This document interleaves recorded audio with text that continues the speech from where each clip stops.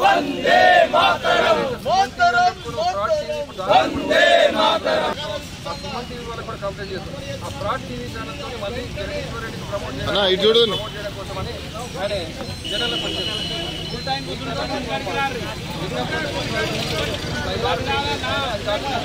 వందల కోటి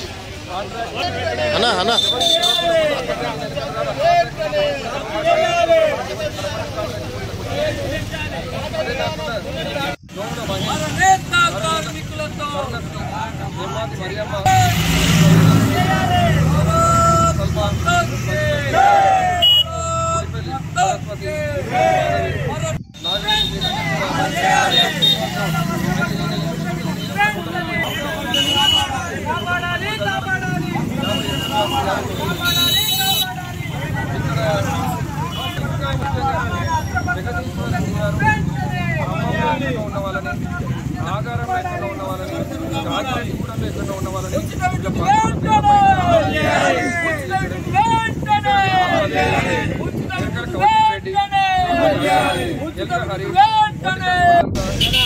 జానకి రాములు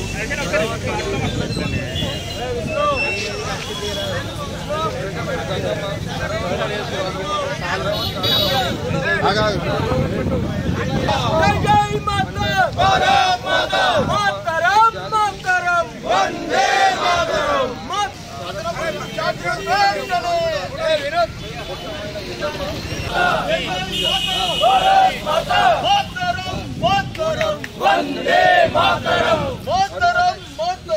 వందే మాతరం నాగమ్మ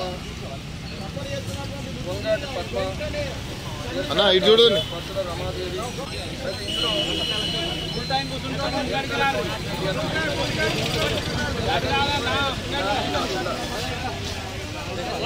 అన్న అన్న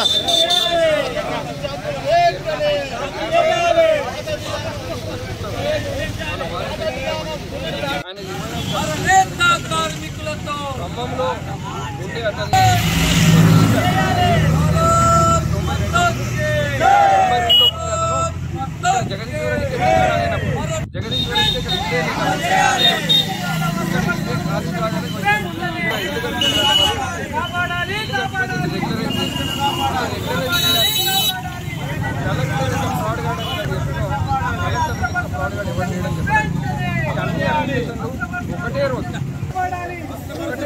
ఒకటే నైట్ ఇవన్నీ కూడా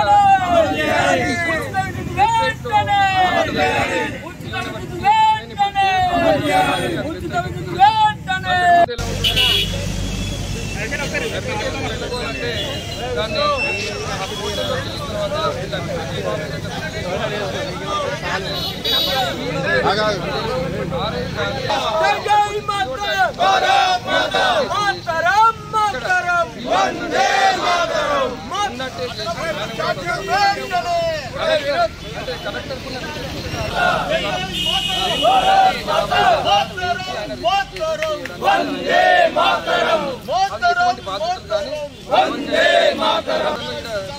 ఇదే కుల సంఘాల భవనాల పేర్లతో కూడా కలెక్టర్ చేసి మొత్తం ఎకరాలు అనేది ఫ్రాడ్ అని చెప్పింది. వెంకటరమణ కూడా ఫ్రాడ్ అనేది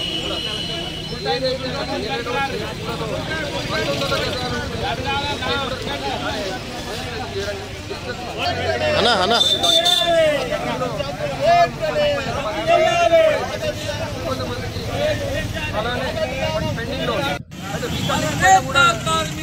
కలెక్టర్ కానీ ఆర్టీఓ కానీ మాట్లాడితే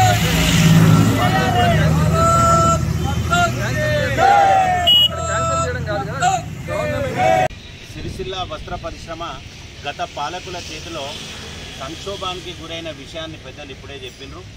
మరి వాళ్ళు ఒక 10 మందికి సంబంధించిన బలోపేతం చేసిన నిర్ణయాలు తీసుకున్నారు.